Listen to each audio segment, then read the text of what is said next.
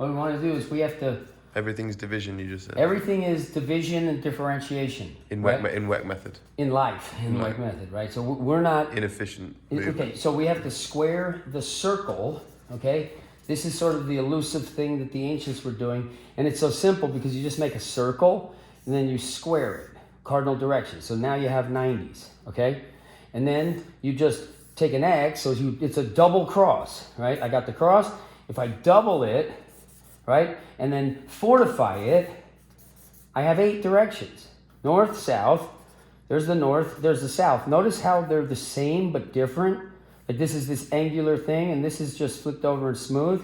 And so is the east and the west. You see how it has the same thing? Yeah, right? Yeah. So this is all expediency when you have to create the system, okay? So what we do in Weck method is, in order to understand how to get to the divine angles that just work because they work, to take the three-dimensional body and have that locate and conform, deform, so that it equalizes the 2D expression back. So you have to do the work to work with mama here, because this is only 2D. It's flat and it's unyielding, right? So you got to behave your mama, right? And so what we do here... You do the work in 3D. Yes. We work so flat, don't we? You're up against flat and you're fighting the ground, not gravity. If you're fighting gravity, you're losing by definition because you can't fight it, right? If you fight it, you're an idiot, right? If you fight it, you've been misinformed. If you fight it, you're School for the Gifted pushing on a door that says pull, and you can't figure out why you're not getting in. Okay. And it's just like, duh. So, right? Yep. It just makes sense. So now, what this is here, okay, is this becomes the 32 divisions. All right, now it's a mess, so I don't know how many are in there. But when I get the 32, okay, that gives you an angle in here of 11.25, okay? This summation of these divisions of a circle will always add to 9. So we have 360, 180, 90, 45, 22.5, and a 1.25. And we want to get to 4, right? 1, 2, 3, 4. This is also strikingly similar to 117, right? Which always equals 9. If the integers here, 3 plus 6, 9, 1 plus 8, 9, 9, 4, 5, 9, 2, 2, 5, 9, and 9, okay? Yes. So the 9s, if you have a circle and you start doing, just divisions, always division, so ding, ding, ding, ding. Is 9 the half of that? What would that be? 5.6. What do you mean? What do you mean? 125. I want to do the half of that and just check that's 9. Half of that? Just because I like. Oh yeah. So that's the 5. 5.6125. I forgot. It's 5.6125. I think. Yes, exactly. 5.1. No, 5.6. It's always 5.6 gets us to 11. 5.6 and then 5. 125. 125. So it's always going to end. Once you get to here, it's always going to end in 2.5. It'll always end in 2.5. Okay. Whatever the numbers are as you divide it. Yes, okay? cool. So you go from 0, 0, 0. Yeah, sorry. To 5, anyway, I took you off the point. No, it doesn't matter. Yeah. So basically, what the number 9 does is this. That if we look at a circle here and we look at a circle here, if we are to say, okay, we're going to look at the shapes, the fundamental shapes here. So let's just, square this circle, right? And then what you do is, the pentagon, structure, and you just keep on doing this. And eventually these tangential lines will be so... It becomes a circle. So that it becomes, for all intents and purposes, it's a vacuum here. Everything is material here, and it's just getting more and more layered to look more and more circular if you just keep on dividing it. Not dividing it but tangentially segmenting it. How does this relate to movement then again? Okay, but I'm going to get there. Okay, cool. Okay, so now with 9, you have this. If you divide it, then it gets to infinite solid, okay? So basically when you're doing... So now we come to the point of how this works, okay? Yeah. So now we have power equals strength over balance, okay? Yes. So this is called a numerator, and that's on the top. This is called the denominator, and that's on the bottom. Strength, more strength used properly is always better, okay? There's never a case where stronger is worse, provided that the strong is being routed through the divine animalistic ease that is our birthright if we cultivate it and we're not led astray and taught incorrect by definition. There is not There is not, oh, less desirable. No, there is perfect balance, and that attenuates perfect balance, and there's anything else is off, and it's not acceptable if you are truly honest with gravity and God and yourself and Mama Earth. So strength has to be big. The bigger strength is, the bigger P is, okay? Big. Every time. Well, no, because here's what happens. Well, the B is obviously. This here, balance, this has to be big. The balance, you measure it by the attenuation to the line. So if your balance amplitude is this, well, then it's larger, and a larger denominator means that this goes down when this goes up. So let's say you have a strength equal to 10, right? And let's say you have a balance that you really suck that's equal to 10. Your power only equals 1. Now, if we work on balance, and you get... So it's better balance a smaller number? Yes, better balance is a smaller number. It's more accurate. It's more... Yes, it's more accurate. Like if you land So what would be perfect balance is 1, or is... Well, or is the perfect balance is less than 1. Okay. It's less than 1 because you have 2 legs, and you can change 1 and 1. Okay, yeah. So the way that you're going to make yourself... When you're 80 years old, you will not be as strong as when you were 40, right? Yeah. So this will go down. Father time is going down, so that's going to become 9, it's going to become 8, and now let's say it becomes a 7. Yeah, right? But you can work on balance. But now let's say this becomes just 1.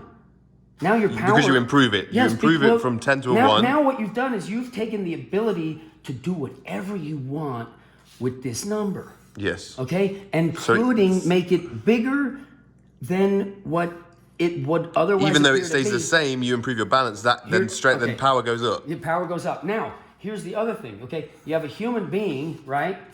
A human being here. The center of mass is here, okay? It's inside the body, okay? And if we look at it from here, so this is sort of the front view. His eyes are looking that way. Yeah. Now, what we do is his center is here. Yeah. With Weck method, what we learn to do is we learn to put the center like in your lap outside of you. Fosbury did a high jump, right? Where you have the high jump bar here, and he goes over backwards. So his arms are here, and his legs are here, and his center of mass is here as he's going over the bar. This is why you have to do his technique, and this is your back, and that's your front. Now, the old technique was this. You had to go over front ways, and here's your arms, and here's your legs, and now your center of mass is above the bar. So that becomes the de facto. It took, by the way, 1968 Olympics here equaled Fosbury. 1972, they're back to Western roll. Like, what? How are you back at Western roll when this is there? Yeah, it's because of willful ignorance, cognitive dissonance. And they couldn't see this. They couldn't see what you're seeing. They can't. Well, but they couldn't because of willful, obstinate ignorance because they are playing a corrupt game that has corrupted their honesty. They cannot be honest because they can only exist in a dishonest paradigm because that's all they know, and they're terrified and afraid of losing money. Okay, so now, with Weck method, what we want to do is we want to learn, right, how to operate that body. There's the nose, there's your baseball hat, whatever. And now here, you want to operate with the center of mass in your lap.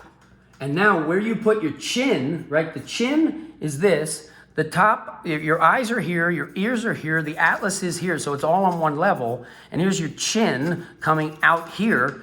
And that chin coming just forward of where you're going to land that foot. So the foot, you're there before the foot gets there. You have the line through the body here that's a bowspring because the center of this is your body because your center is here. It's outside of you. Here's your head, the big weight. Here's all this springiness. It's got the shin angle and it's got the shin ankle where you have figured out how to block the ankle so that this angle at the ankle is something that when you land on it, the only yield is the connective tissue that is doing no work.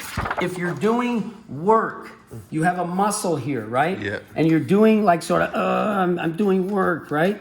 The weak link is the contraction. It's not fluid anymore. The force can't go like that because it's contracted. And if you're going to yank on this fast, well, then now what happens to the muscle is this. It goes, and then it goes, ugh. Right? I couldn't handle it, but I was trying so hard and I've practiced so much like that and it's already micro-traumatized because I haven't been using it like a fluid medium so that the muscle is basically, there's no slack. It's like, it's just like this. There's no slack because it's long, right? It's not here where there's slack, where this is gonna go that way and that way because this ain't. This is gonna shock you, ding, ding. And now the way it works on bones is, let's look at a femur, right? So here's your, whatever, your femur, that's your femur. It's longer than that. But what you need the long bone transmission, and I'm gonna sort of barber pole it because it's spiralized, okay? And maybe it spirals both directions. It's very complex, but there's muscles anchored all over this thing that are doing that, these things, right? Boom, right? Mm-hmm. So what these muscles are doing is they are sort of enveloping this bow, right? So if we look at, the bow and arrow here, we have this. That's the power. This just has to be strong enough to tension this. So think about your bone, right? You got your femur, near, right? There's your femur, mangled person has like 12 toes, extra chromosome, that's all right. They can still move. So now what it is the muscles are like coming here, and it's all spiraled. So this bow is doing like it's a three-dimensional thing that is so freaking strong. And now there's not a static, because if you think about your bones, it's really it's a crystalline matrix with the calcium and the collagen. And the calcium has to be there for the electrical ion exchange. And what you want, the key to cardiovascular fitness and longevity and health is in every single movement, every single second, try to burn less oxygen. Because oxygen is bad for you. Simple. Right? Because look, oxygen, when you burn oxygen, you have to, antioxidants have to clear it. So what if you don't have to burn the oxygen? Because all you do is I did a video earlier where I'm like breathing like, and that's it. I can do that forever because I'm balanced and I don't have to feed the other muscles because it's happening. Gravity force is happening. It's dynamic. You're not still. You're moving without moving. Mm-hmm. So these are the sort of the principles that, unless you understand everything, to get everything right, you understand nothing. You can't serve a wonderful meal and cue up a little dab of shit on the plate, because then you don't trust nothing because you don't know, okay? And the openness to change based on the reality of what a clock says and what you feel and what you witness is scientific process, okay? You form a hypothesis, okay? Hopefully you form the hypothesis with common sense governing all, which if it defies common sense, like I can now carry hand weights and run faster with weights in my hands than I can without them. And the Western scientists are saying, no, you can't. So instantly the scientific process has been eliminated, cut off. That branch is gonna wither and die because you didn't even allow yourself to ask a question, what if? Because it was too good to be true for you. And the fact that you have a vested staked interest in it means you're gonna hold to a wrong opinion dishonestly. Because if you use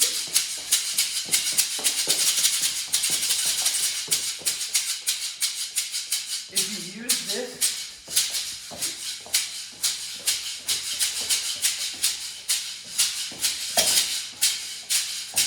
I'm better at that with the extra power that does than I am without.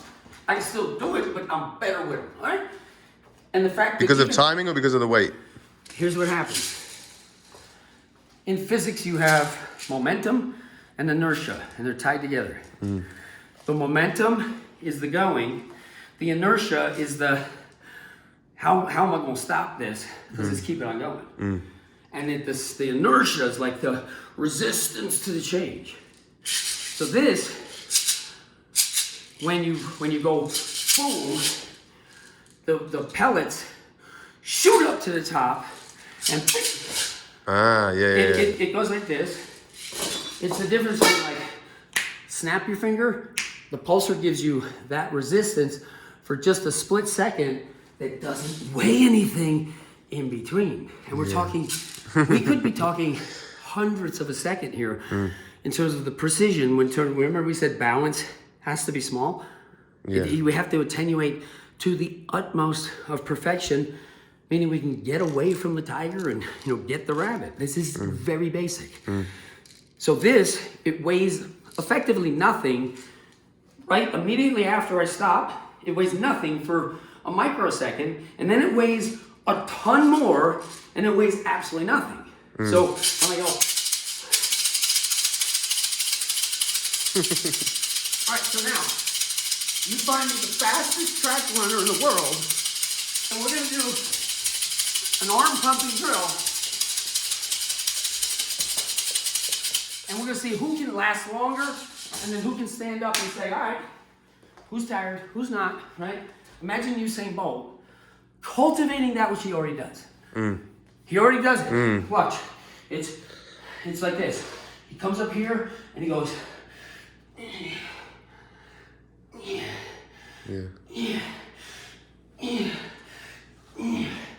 what he does. And yet, Michael Johnson, one of the greatest sprinters ever, is like, Usain Bolt's technique is terrible. Really? Really? Do you really know? No, you don't.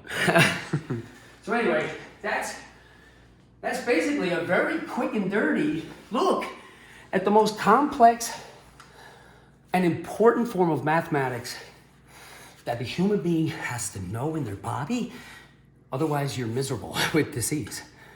Think about this. When my back hurts, I snap. I'm not happy.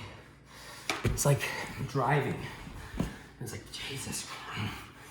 Oh, and now, fuck you! As opposed to, man, it's a beautiful day. I love this, man. Yeah. The difference is night and day. And if we want to do this, okay, the only way to effectively pull this off, won't happen any other way, is you have to eliminate the preventable dis-ease. Common enemy is pain, and preventable disease. You don't trip, you're gonna hurt yourself. Life isn't life isn't Nerf. But when you Nerf the foot with a flat footbed on a tilt that makes you do this, and you made everybody follow because you bet big on Jordan, and you stoked the rappers. You see, the rap community is critical for Nike, because to get basketball and then have rap, you have the popular culture that's the coolest emergent stuff of LL Cool J, right? You know, all this stuff, and it's amazing, right? And now Nike gets to trump everybody in the sport basketball, and that lets them take Run DMC and say, you're Adidas, we're gonna sell this special pair of Nikes for like $5,000, and kids are gonna be shooting other kids to take them Nikes off your feet because they're perceived to be so valuable, because Michael Jordan gives it the credos that it's the greatest, associated with the greatest, and the rappers are the ones who make it fashionable, and people gonna buy fashion over function. Later they're gonna buy fashion. Do they realize? Well, I wore the most, what I think, fashionable shoes. I had a cowboy boot collection. Luke Casey's, Quill Ostrich. I had all the pin ostrich. I had like all those things. I love whatever I do. And I remember walking through airports being like, my right foot is killing me. And I have to walk to the next terminal. But I look like James Dean, so I'm gonna weather the pain. Seriously, I swear to God. Yeah. It was a volitional choice to say, I'm gonna keep going in this disease. Fashion over comfort. Exactly, I had to look cool. Now I don't care about that as much. I don't care about that actually, because I look cool. Confidence is the sexiest asset you can have. Confidence, because no matter how good looking you are, if you ain't confident, that's not attractive. A human being desperately wants to be confident. And so athletes that swagger, there's a natural swagger to some of the top athletes. That is this kind of stuff, right? That they just do naturally. Okay, so I'll show you the top athlete. Yeah. So I'll show you the top athlete. The top athlete is this guy here, or a girl too. So basically the top athlete is this. The top athlete prioritizes what the trainer of today would call compensation, which is this contrapposto, statue of David. I mean, when you're here and you're like, the contrapposto is balance.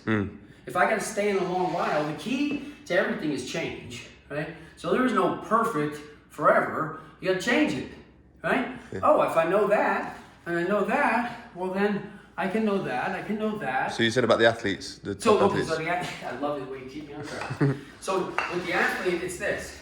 I'm gonna saunter, because this here it makes me feel like I'm ready. If I'm at zero to do like nothing here, I get a sip of water, and you see the way I avoided that? Like I came here, I didn't even see it, I periffed it, and I was like, you know, okay, I don't need to, you know, be afraid of it. Matter of fact, if I'm trying to, you know, being close to it lets me know where it is, right? And then, and notice how everything I do is, you know, it's easy, like, and you can normalize this kind of behavior and then regulate it, meaning if you do sign the contract, right, you can use it athletically, of course, which is what justifies it and makes it so you have to do it now. Sorry, but I gotta make you better because you gotta do it, right? So, or you want to just feel sexy and confident, walk like this. Just, you know, do the little things that other people can't see with your rotational intent. Okay. You know, like if I do like that, you don't know that I'm doing anything, right? Yeah. But watch what I'm doing. It's like I'm like brushing. And that, watch, I can, it's that fluid,